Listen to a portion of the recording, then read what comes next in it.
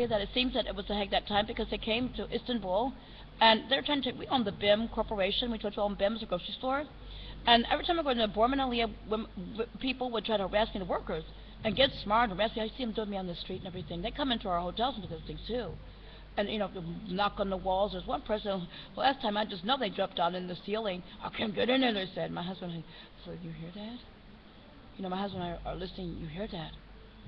And so one time, like when we first saw that breast implant person, Adolf Eichmann's son-in-law, they came down inside our bathroom. We're at our family's resort in Golden Sands. They dropped down, but they couldn't get inside the room. They dropped down inside our bathroom, took the ceiling out, and got in. So I'm saying, so these are wacko people, okay? And they hurt our family members there.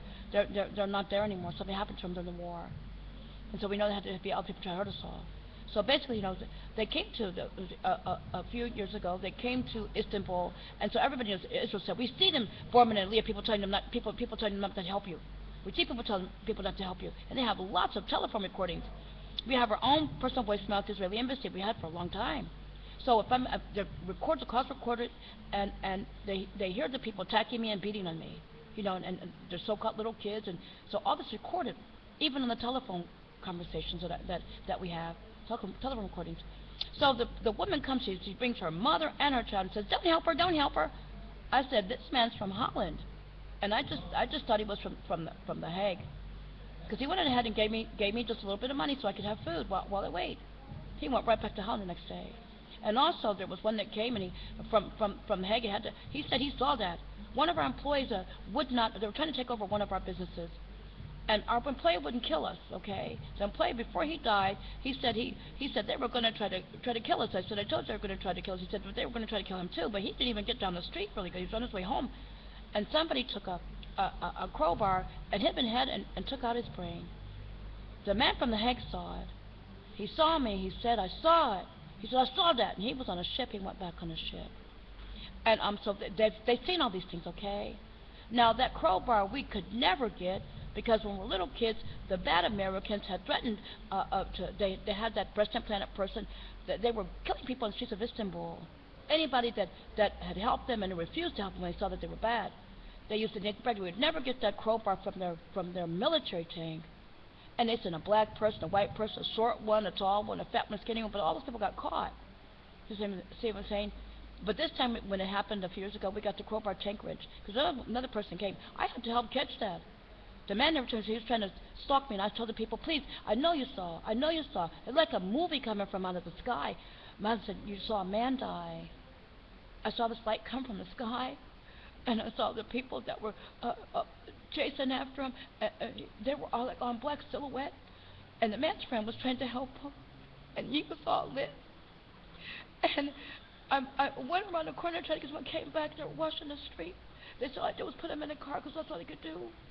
But the man, and we saw the man walk by us with the crowbar and had its rust and stuff on it, and he was wearing a blue scrubs like what they use in a bakery or whatever. Then he came and stood by me. He had changed his clothes, and he said he had messed up, and we looked at him, and there was another worker in another restaurant, and the worker we realized it was him because he put on a hat, the same color as scrubs, but I saw his hair. When he went by, we saw his hair when he went by.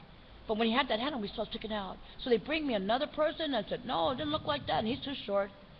But every time I turned around, the man was following me, because he had come to try to kill me, too, and kill us. He kept me and our brother, family member, Kinsey, came to kill us. He did that to somebody, one of our workers.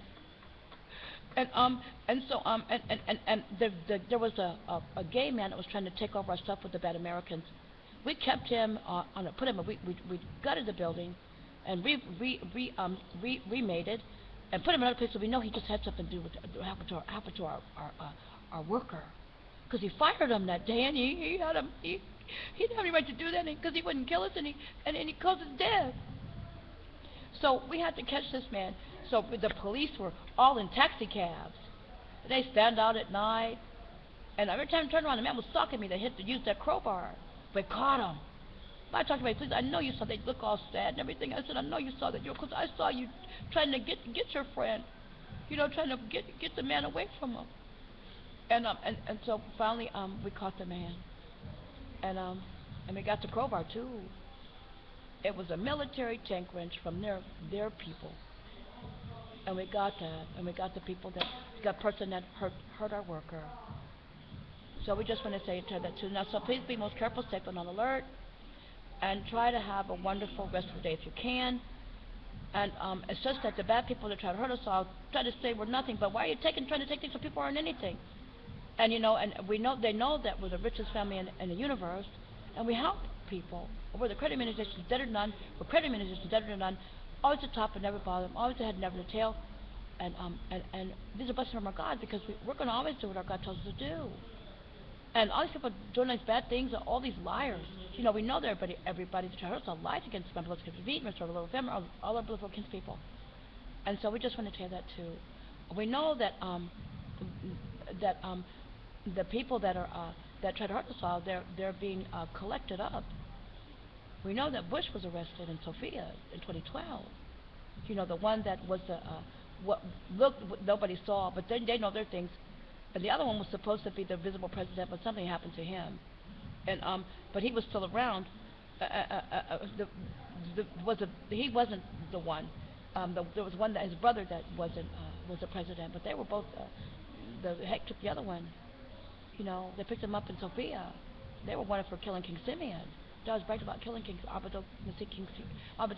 Simeon. My husband saw Abdul King Simeon murdered during my kidnapping because they had us all at one point. Me and my husband Sweet and our beloved Abdul Securman and beloved Abdul King Simeon took an ambulance from Bulgaria to Macedonia. He said if he didn't try to help us when he saw me, he said God said that we would make it. He came to rescue us on his deathbed.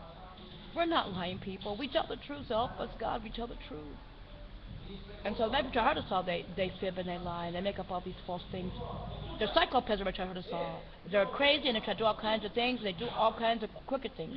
And so we just want to tell you, again, we'll call you as soon as we can. And be careful, step on alert. And we email you, because it's getting loud in here on purpose. And we're going to e-video as soon as we can.